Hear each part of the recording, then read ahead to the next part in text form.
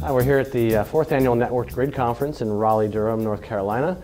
And I'm here today with Carlos Romero, who's the General Manager of Utilities for SAS. SAS is a long-time major provider of analytics software in many other markets, and we're very happy to have them here at the Networked Grid as they're looking to explore smart grid as a growth market for SAS going forward. So welcome, Carlos. Happy to have you here. Thank you, Rick. It's my pleasure to be here. Thank you for the invite. Absolutely. Maybe you can just kind of start by telling me a little bit about SAS and how you kind of view this market opportunity. That's right. Well, first of all, thank you very much for the recognition. We really appreciate it.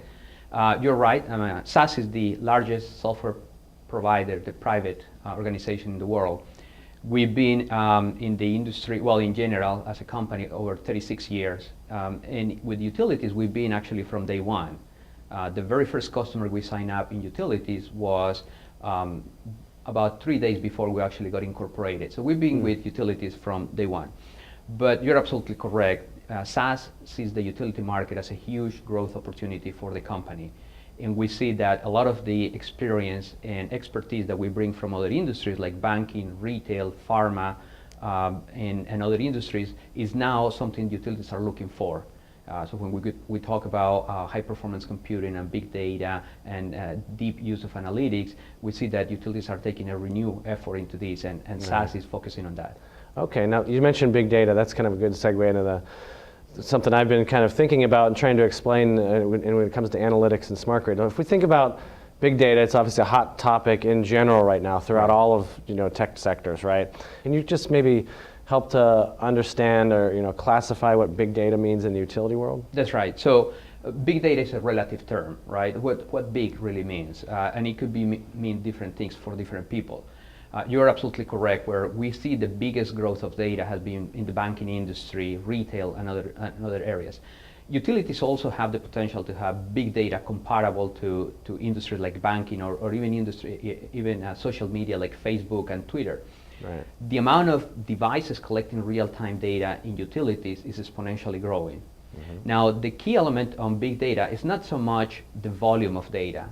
The problem with data, in our opinion, is not necessarily the volume, because in fact, hard drive is getting cheaper by the day, so we can really store a lot of data. The key element is really how fast are you creating data. So it's not that you have 20 terabytes that you have to store, but it's are you producing a terabyte per week or a terabyte per day, and how that's really impacting that particular area. And the second component on top of velocity is the value. What data do you really need right now to be able to do your analysis? What's valuable out of that data?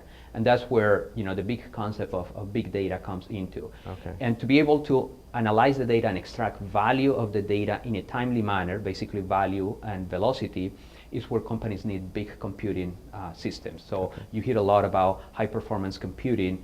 That's where that term comes from. Right, so we can get the most out of the data very fast. And it's my sense that the utilities are just very, very early in even understanding how to truly and holistically approach analytics from a smart grid perspective. Is that kind of what you're seeing in your customer base? That's right, and actually it's quite consistent across the world. What we see is a lot of utilities jump into the AMI wagon, and that's been important because it's been a device that allows the utility to connect with the customer in near real time in a two-way direction.